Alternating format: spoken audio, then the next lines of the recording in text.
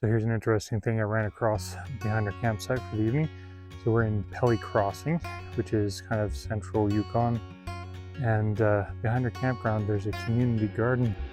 So this community garden is owned and operated by the local First Nations band.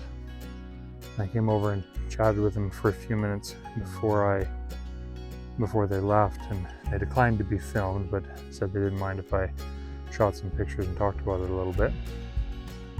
So their greenhouse here, they have a lot of plants started in there, lots of tomatoes, stuff like that. Stuff that needs a little bit of shelter. Their growing season here is about beginning of June to the end of August-ish.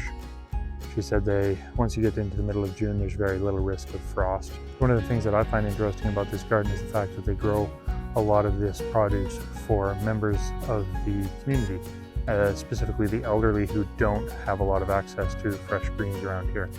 So to put it into perspective, we drove about 300 kilometers today, and there was pretty much nothing between here and Whitehorse.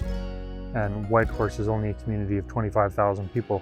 And the next nearest large community to Whitehorse is another, 600-700 kilometers, so 400 miles, 500 miles. So you can imagine that fresh produce is not exactly a common thing around here. So over here, they're just building a garden storage shed and break area for the workers when they're here. And then all of the garden beds that they have here, there's not much for topsoil here. So they had to haul in compost and soil for them to grow their food. So according to the theory of self-determination, you have three basic psychological needs. You have the need for autonomy, the need for relationship, and the need for competence.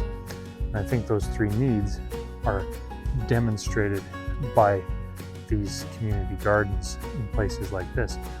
They have a sense of autonomy when you develop a garden, when you can produce your own food and you're not reliant upon some external source to provide food for you. You have a sense of competence because you are growing food. That gives you competence. You feel like you are successful at something, you're doing something productive and useful. You have a sense of community because it's a community garden. And a part of that, they're giving it to those who are in need or may not be able to quite fulfill their own sustainability needs. Anyway, I thought it was very interesting. It's a nice little garden, and it struck me as quite an interesting thing to be this far north and having a community garden like that and being focused on the community and fulfilling that need. Yeah, hope you're all having a wonderful day, and go out and grow something, even if it's like a tomato, or get yourself one of those little arrow gardens. They're super easy to use, and you can grow a few heads of lettuce for yourself. You'd be amazed at what that does for your mental health. Anyway, signing off from Pelly Crossing in the Yukon.